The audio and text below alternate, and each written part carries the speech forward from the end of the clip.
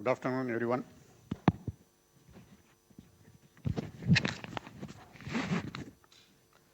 So today we are going to look at tutorial 4 problems. So this is the last tutorial which we are discussing for part 1. I think from next week, that is after the midterm break, the other lecturer, Prof. Mehul Motani, will take over. Okay? He will be teaching part 2. Problem number 1, this is on Ethernet MAC. 3 hosts A, B, and C attempt to transmit on an Ethernet. Each host has a steady queue of frames ready to send. That means every host has a number of frames to send. We have a shared medium Ethernet because by default, if nothing is specified, you can assume that it's a broadcast network. At a given instant of time, all the 3 hosts attempt to transmit, that is A, B, C, and there is a collision. And what is the collision count? The collision count for these hosts may be different. Okay?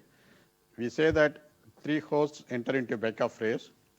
This could be first collision for A, could be second collision for B, third collision for C. That could happen because if you remember, the collision count is local. There's no coordination among others. Okay? When I say this is the first collision for A, that means the previous frame transmission from A was successful. First time it is experiencing collision. And it is the second collision for B, meaning that the previous transmission from B, okay, was not successful. So second time consecutively, again there is a collision. So the collision count for B is 2. That is what is given. Collision count for C is 3, meaning that the previous 2 transmissions were not successful. It's a third consecutive collision for C. C does not know the collision count for others. Okay? Similarly, B and A as well. What is the chance or probability that host A wins the race? Now we say this is a collision race. Okay? So there is a collision. Now A, B, C will back off, and they may back off for different, same or different time slots. Okay? According to the binary exponential backoff algorithm, which we have discussed. Now, there are 4 chances. Okay, when they attempt to transmit again, host A may win. That means its transmission could be successful. Host B wins or host C wins, and there is a 4th chance no one wins the race. That's also a chance because again there may be another collision. Okay? Now, host A is said to win. When we say win, how do we formally define? It transmits its current frame successfully before any other host and before any other collision.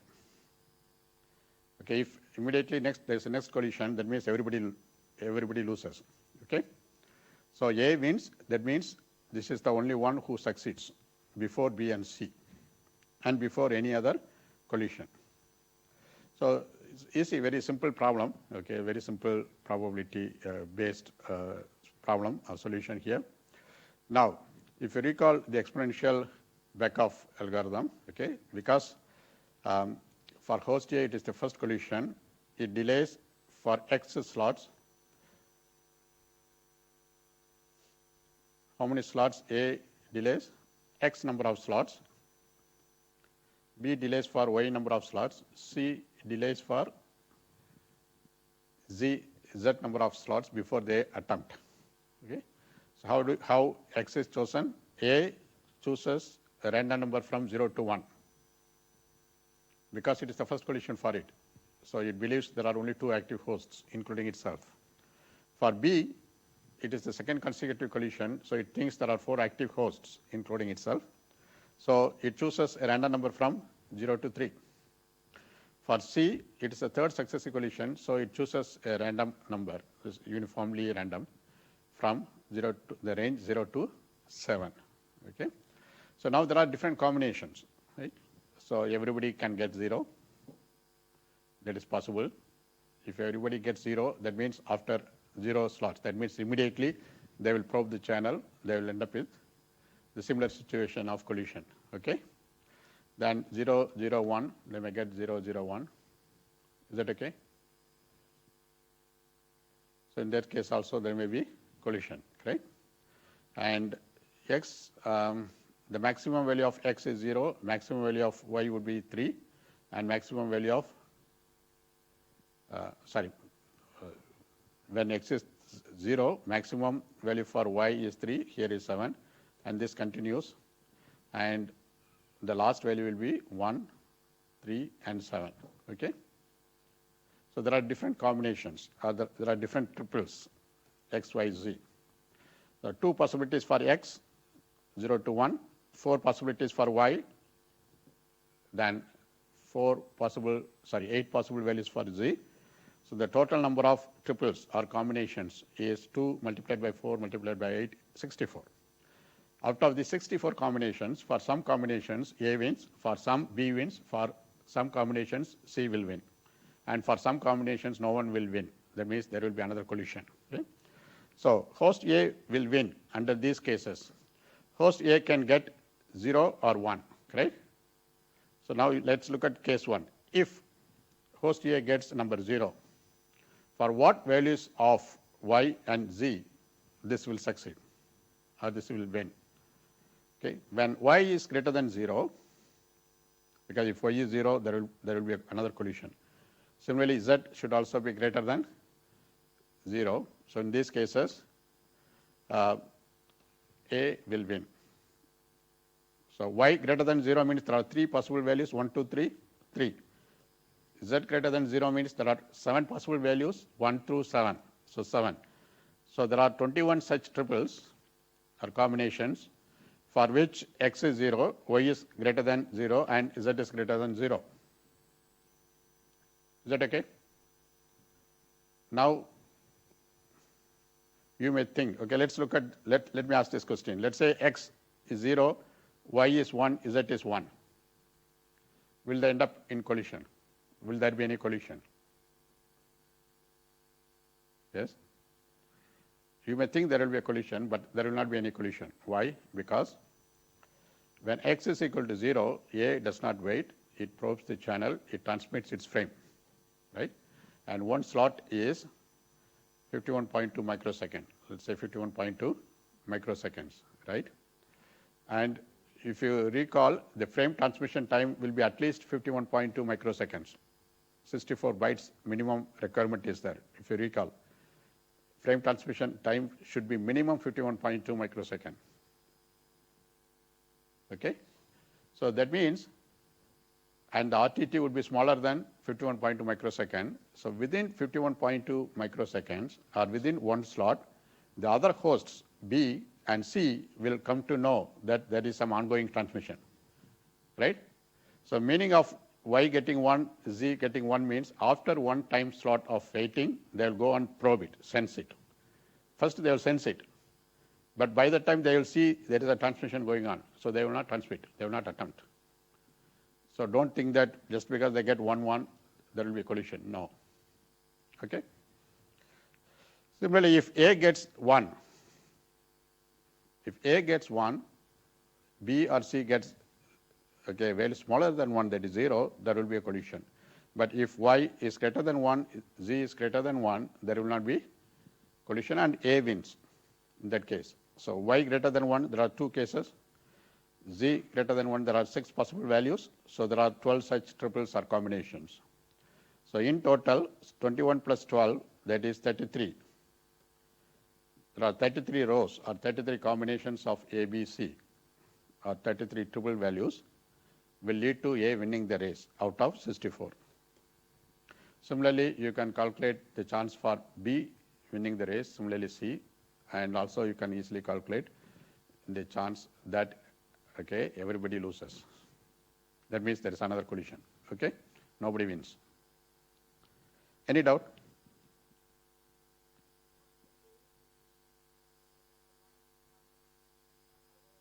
Yes.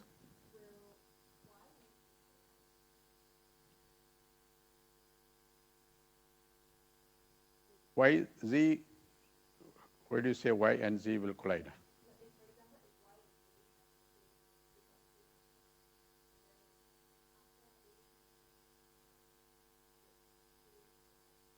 Okay, it depends, on whether they are close enough, okay, or they are very far, okay.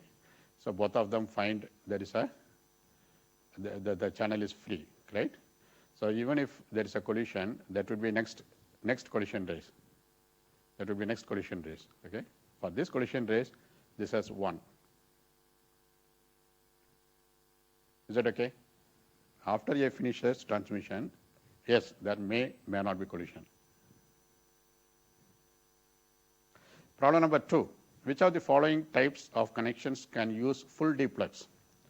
Full duplex means A can send to B can send to A at the same time. Half duplex means A can send to B can send to A, but not at the same time, right? Simplest means one way, A to B or B to A. Yeah. Now we are listed 5 cases. Hub to hub connectivity. You have 2 hubs you want to connect together.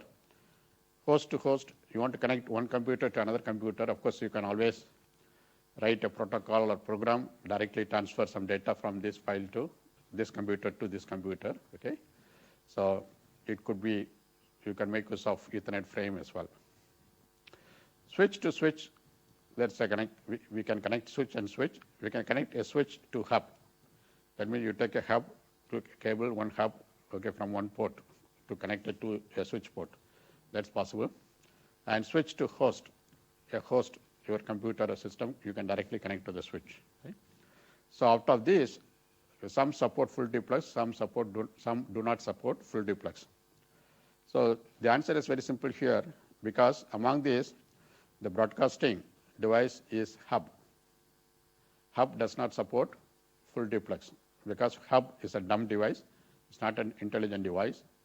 So if you can recall, hub is a broadcasting device. It has multiple ports. When it receives data from one port, it simply copies into another port, right? So obviously, when A communicates to B, B cannot communicate to A. So B, C, and E, which do not involve hub, that is B, C, and E, support full duplex connections. Others do not because the hub is involved there. Problem number 3. Both switches and routers can be used to interconnect local area networks. List down the pros and cons of these 2 approaches. So you can have an Ethernet switch to connect to LAN, let's say LAN A and LAN B. Similarly, you can also have routers, or we can use a router, let's say IP router, to connect 2 local area networks. That local area networks can be a switched network or hub-based network or broadcast network, whatever it is. Okay? So both ways we can do. What are the pros and cons? That is the question here. Okay? Now, if you can recall, Ethernet is a layer 2 device. It has layer 1 and layer 2, right? Router is layer 3 device, layer 1, layer 2, layer 3. What does it mean? When we say Ethernet switch operates at layer 2, so that means what? That means when a frames, okay, in layer 2 we call the packet as a frame, right? When the frames are received and processed, the switch will make decisions, okay, or process based on layer 2 header, that is Ethernet header. Okay? So if you recall the header structure, so layer 2 header appears first, then layer 3 header, then layer 4 header, then the application data. The actual data is here, because at the source, the application produces data. First, it goes to TCP, layer 4, it adds its own header. Then goes down to IP, it adds its header. And further goes down to layer 2, let's say Ethernet, it adds its own header. So layer 2 header appears first. So when a switch receives some frames from A, of course, layer 1 should be there. It should receive the bits, okay, and signals. Layer 2 will do framing. That means it recognizes that this is a frame, right? Then it will look into layer 2 address. That is switch means it will look into the Ethernet destination address. or MAC address, the 6-byte address, to decide where it should be forwarded. So in the last lecture on Monday, we were looking at the forwarding table, right? So this is the destination address, and this is the next port to which it should be forwarded. The decision is based on layer 2 address. So processing is done at the layer 2 level. But if you connect two local area networks by a router, the processing is done at, the packet goes up to layer 3. Meaning is that first, when the layer 1 receives, this will be something like this. Layer 2 header will appear first. So it goes to layer 2 first. So layer 2 takes some decision, okay, or does some operation like framing, error detection, and other things. Okay. Then it passes the packet to layer 3. When it passes the packet to layer 3, this layer 2 header will be removed. So when it goes to layer 3, this will appear first. Layer 3 header will appear first at the front. So layer 3 header will have destination IP address. So this router will use that destination IP address, and it consult the local forwarding table based on the destination IP address to decide where it should be routed, where it should be sent, port number 2, 3, 4, 5. The decision is based on layer 3. But in terms of processing, it has to go all the way up to layer 3. That's additional processing overhead. Okay, it goes through multiple layers, correct? This is something like an organization, okay? So you want to do some job, okay? You send it to your boss, immediate boss. If it is done at this level, it is faster. But if he passes that to his boss to process, then there will be delay, correct? So we say that the forwarding rates in switches would be faster. They can take forwarding decision faster, okay, when compared to routers, because routers, we need to go all the way to layer 3. But again, please note, when I say faster, I compare two similar hardware. Okay? But if the router uses a high performance hardware compared to the switch, which is the case normally, okay, the router forwarding will be faster, obviously, right? But if you use similar hardware, then the switch forwarding would be faster than the router forwarding. And switches are generally plug-and-play devices, unless you use VLAN switch and do some management, some configuration you may have to do, right? Unless otherwise, I mean, if it's a normal switch, you can just go and connect your systems and it will automatically work. You don't need to do extra administration or management or configuration, okay? But for routers, you need to do some more configurations like subnets, masking, this, that. Some configurations need to be done, right? They are not plug and play. You cannot just connect to the router and use it as it is. Is that fine? And in terms of routing, routers, as the name says, they are routers, okay? Switches, we don't say they are out, they just do forwarding, okay? Routers are, they do more intelligent routing. Why? If you look at switches, I think the last lecture we look at spanning tree, right?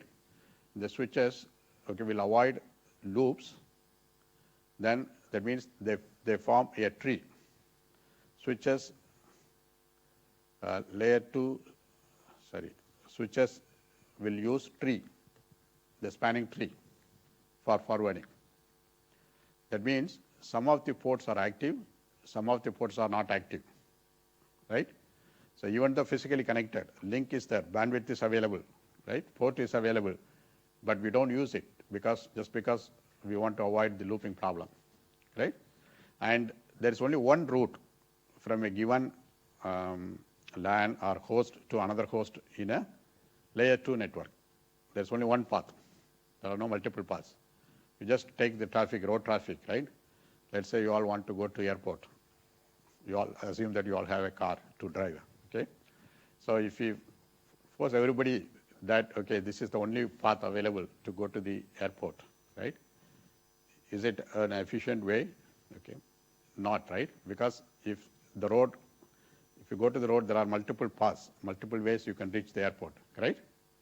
So if we can optimize the route, maybe some cars may go this way, some cars may go this way, right, then the traffic is more balanced, then that would be better, right, because more traffic lanes and other things are available to us.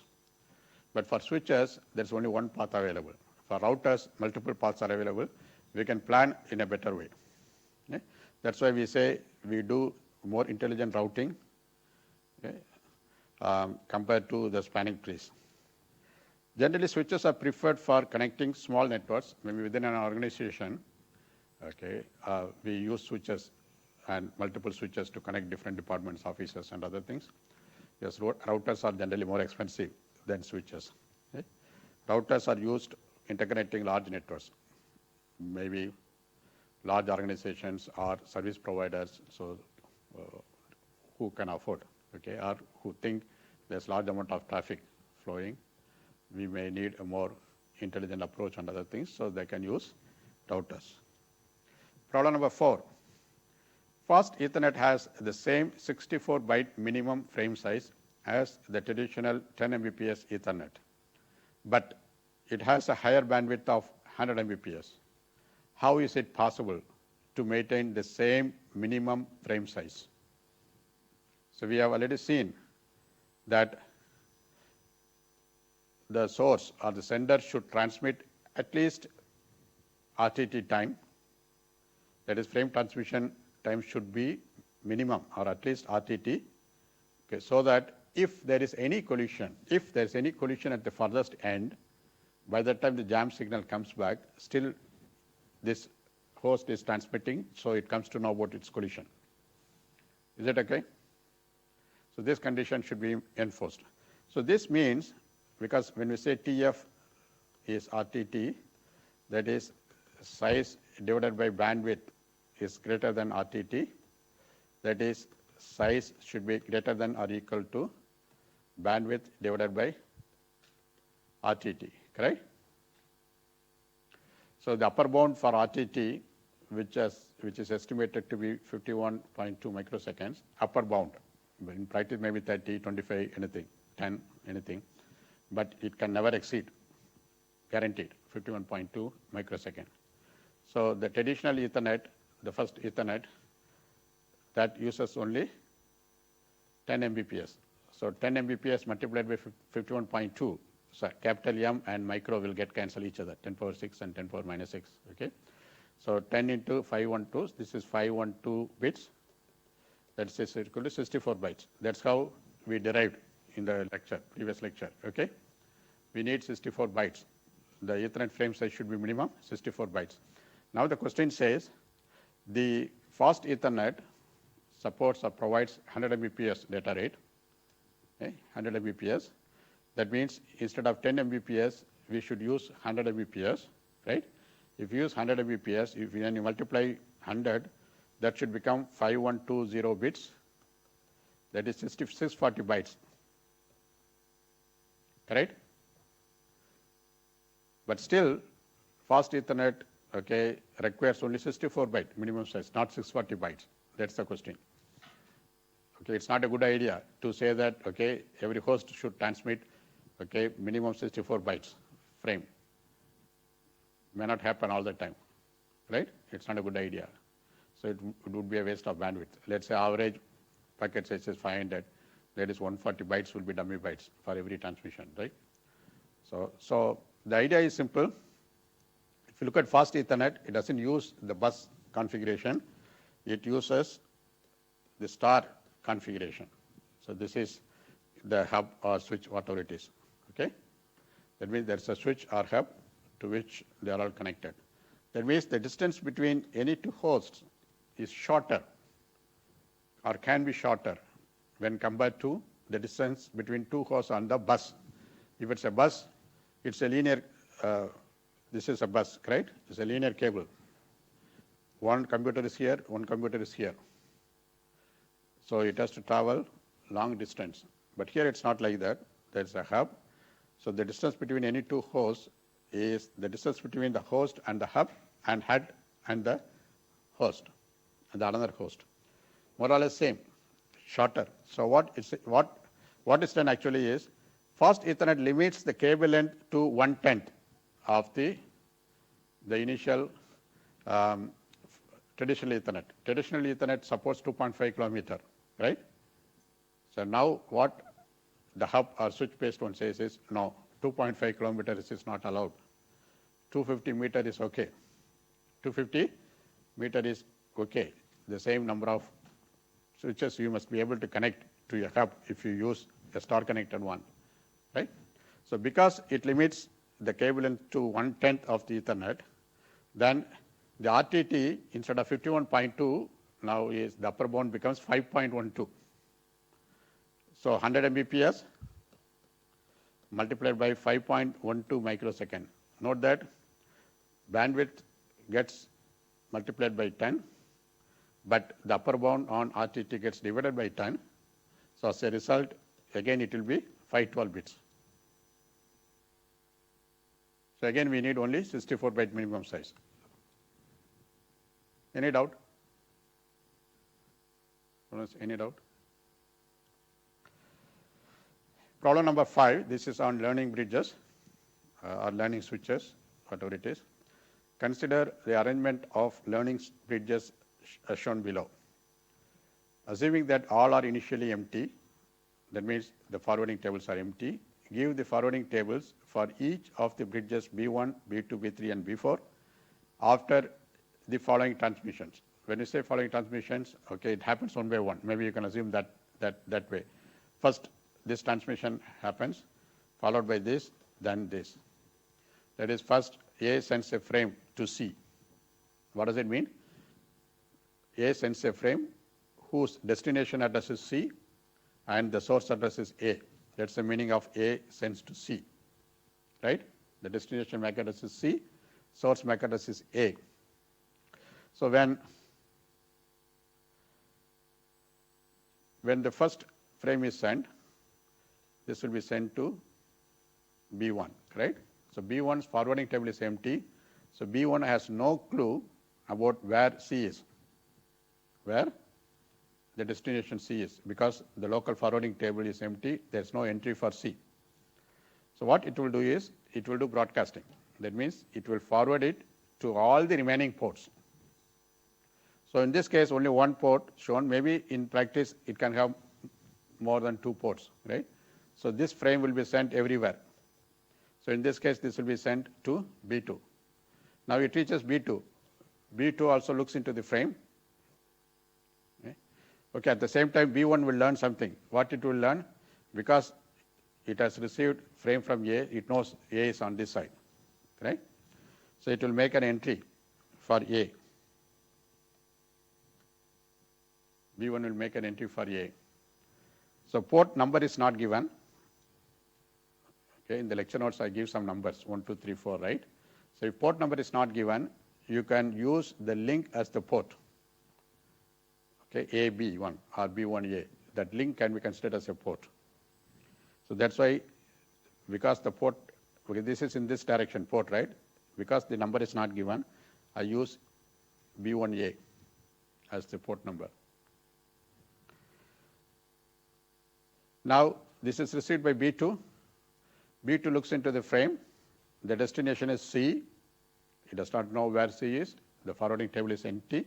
So it broadcasts. Broadcast means it sends to all the remaining ports. So this will be sent here and here. Is that okay? So in that process, B2 will learn where A is, because it was receiving the frame from this direction, from the port connecting B1 to B2, right? So B2 now will learn A's location. So this makes the first forwarding table entry. Again, it doesn't know, we are not given the port number, so we use B2, B1 as the port. So it records that, okay, it is received from this port. Similarly, B3, when B3 receives this frame, it also does not know where C is. The forwarding table is empty. So it has to send it to all the remaining ports. So I show only 2 ports. If it has multiple ports, it will be sent everywhere. So it will also send to C. So C will grab it. So at that time, B1 will learn A, because that frame from A was received from here. B2 to B1. So this is B3, sorry, B2 to B3, sorry. So it was received from here, B2, B3. This entry is made. Similarly, when B2 sends the same frame to B4, B4 will broadcast it, will send it to all the remaining ports. Okay, D also will get it. D also will get it, but what D will do? D will compare its own hardware address, MAC address, with the destination address of the frame. They don't match, so it will ignore it, that's all, right? But in that process, B4 will learn the location of A.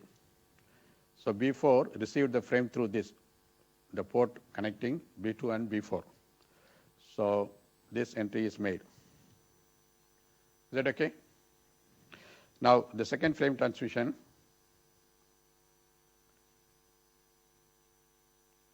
C sends to A. So host A sends a frame, okay, whose destination is A. Destination MAC address is A. So what will happen here? When this frame is received by B3, B3 looks into the destination address. The destination is A. So B3 has already learnt A in the previous transmission, right? B3 has an entry. See, B3 has an entry for A from the previous transmission. So B3 knows that it should be sent here. So even if it has multiple ports, it will send only to B2 because it has already learned. A means it has to be sent here. So then it also learns the location of C because the frame was received from this. So B3 learns C, this entry. B3 learns C. So when this is sent, B2 looks into that, the destination is A. B2 also has already learned the location of A. So B2 knows that it is located on this side, right? So this will forward it to only to B1. It won't send it to B4. It will not send it to B4. So this will be received by B1, and B2 will learn the location. C's location is known. When B1 receives it, B1 will learn the location of C because C is the sender, and this frame was received from this direction. That means it knows C is on this side, right? Okay. But B4 does not receive this, so B4 will not learn C. B4 does not learn where C is. So you can see that in B4 there's no entry for C. There's no entry for C. Then finally D sends to C. Now D sends to C, and when D sends it to B4, B4 has already learned C in the previous one.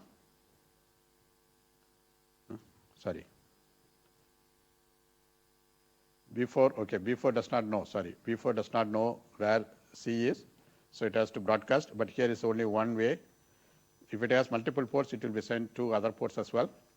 So B4 will send it to B2, and B2 will send it to B3, then B3 will send it to C.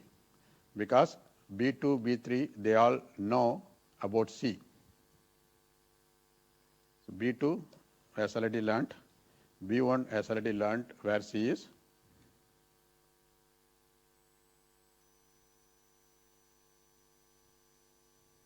Is that clear? So that process, the frame will go through only this. So D will be learned by B4, B2, B3, but this frame is not sent towards B1, so B1 does not learn where D is. So you can see that there's no entry for D here, but there's an entry for D here. There's an entry for D and D here. Any doubt? Problem number 6, this is on wireless LAN. So there are four nodes, A, B, C, and D. Nodes A and C are within the communication reach of each other. Similarly, A, B, and C, D.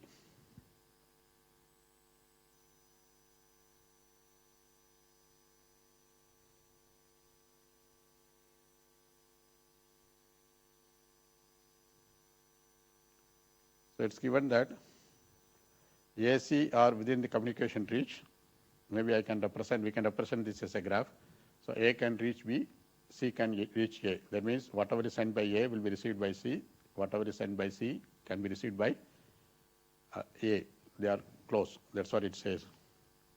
Similarly, A, B, they are within the reach, C and D. So A, B are within the reach, C and D is also within the communication reach.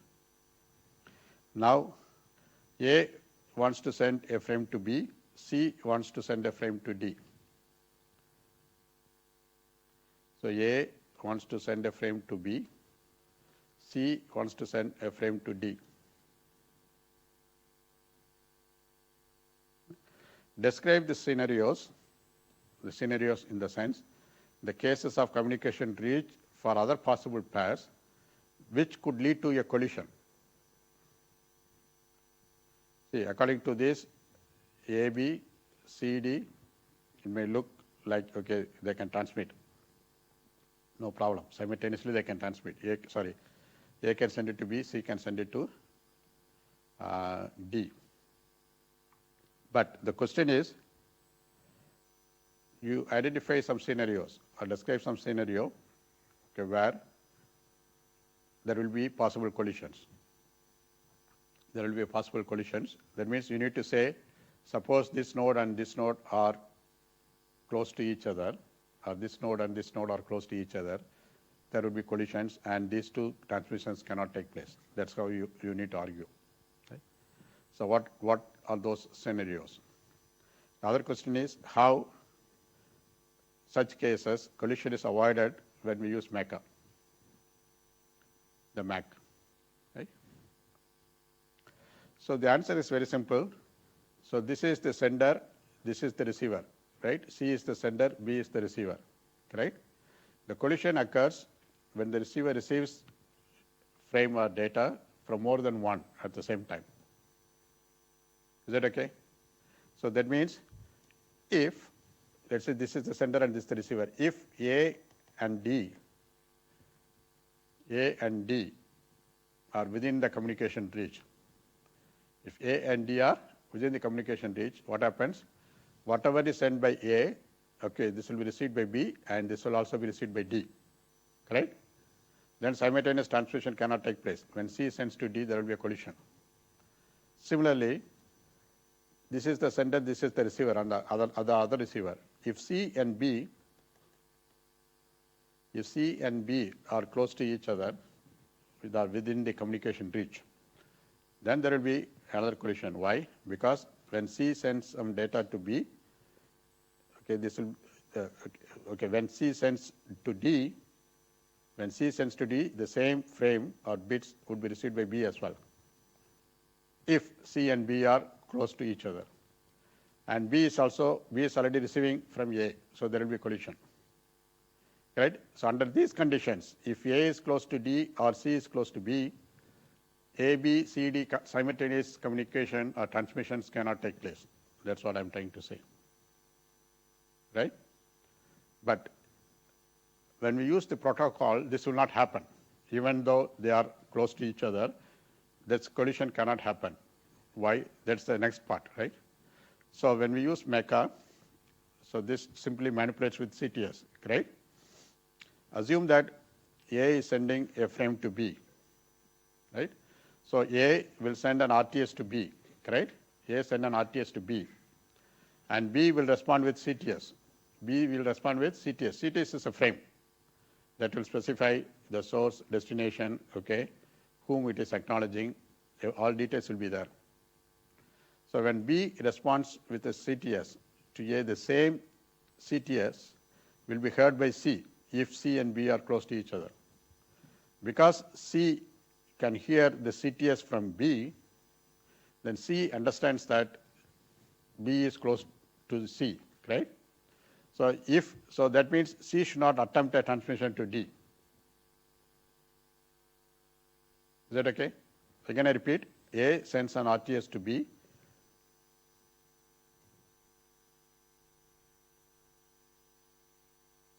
And B responds with a CTS to A. When B responds or sends a CTS frame to A, that same CTS frame will be received by C as well, if C and B are close to each other. Is that okay? So when C receives CTS, it understands that there is some receiver B who is located close to it.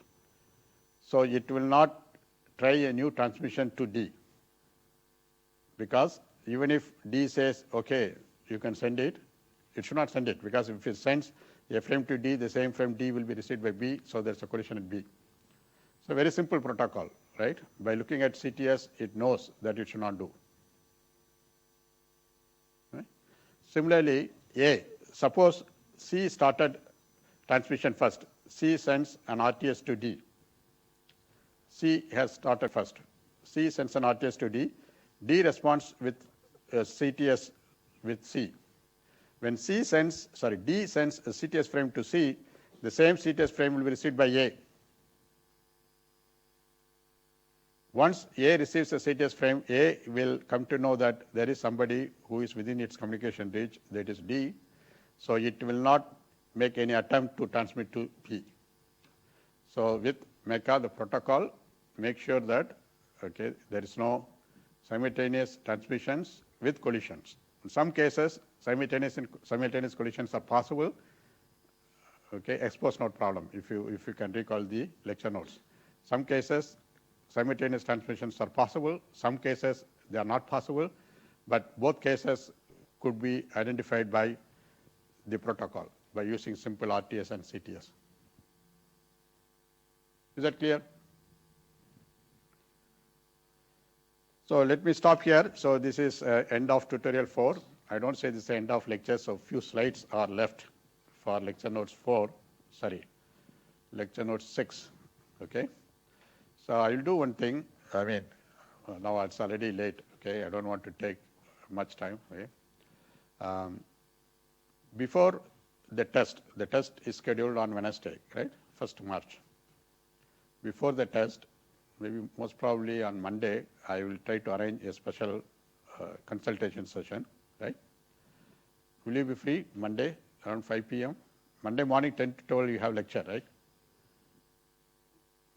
Are you free around 5 p.m.? We can meet through Zoom, not in the lecture room. Difficult to find lecture rooms. Not next Monday. Next Monday holiday, midterm break, or March. Not March 1st, February 27. February 27 is Monday, but I will not be teaching you on Monday. The other lecturer will teach. Okay. So evening time, 5 o'clock. Okay, I will set up some Zoom meeting. Maybe initial 15-20 minutes, so I should be able to finish. The other part, very small part is pending. So then we will discuss the sample question paper. Okay, that's very important, because Wednesday you are going to have the test. I will go through the sample questions, and also I'll discuss the answers. At the same time, if you have other questions in part 1, particularly for the test portions, notes 1 to 5, please feel free to ask. Okay? That doesn't mean that you should not send any email. Okay? In the meantime, if you have other doubts next week, you have a lot of time, right? So if you have any doubts, feel free to send me an email with a screenshot of any relevant page or questions. I should be able to answer quickly. Okay? But still, if you have more doubts and other things, and you want to know how how we need to approach this kind of quiz questions, so you can attend the special consultation session. It's not compulsory, but I will record it. I will post it. Okay? See you then. Wish you all the best for the test as well as for the final exam. And your lab session will be in week 9. So you have a lot of time. I will post the material in advance. Maybe around week 7 I will post it. So you'll be having practice sessions in week 7. Practice session means you will have some chance to interact with the graduate assistants. Okay. in the lab. I'll give you some example programs, and the lab assignment is not a difficult problem. It's somewhat easy problem only. Right? If you understand the examples and try yourself, you can easily solve the problem on top of it. Because I know students generally feel the subject heavy. I have one quiz, the other lecturer has quiz, homework, then lab, so many things are there. So, and also it's an introductory course. It's not an advanced course. So we will be testing the circuit programming knowledge and some flow control protocol knowledge in the lab. You need to evaluate some performance. Mostly we take only stop and wait. I don't want to go into the sliding window and other things, maybe more complex for you. Okay? So what is important is, okay, you do something and you understand that, okay, you should be able to transmit from one computer to another computer, and you are able to implement some small protocol and measure the performance. Okay, if the size varies, how it affects the performance, throughput or the transfer time.